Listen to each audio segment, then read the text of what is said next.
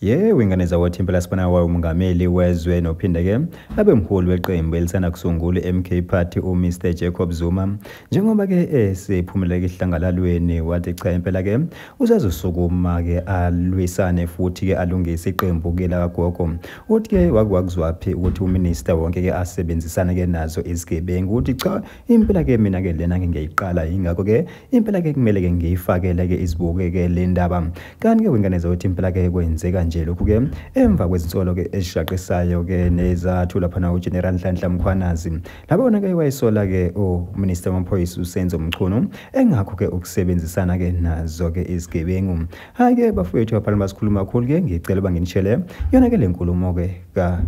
Mr Jacob Zuma nani ke nizwele ukulungisa inhlangano yokhokho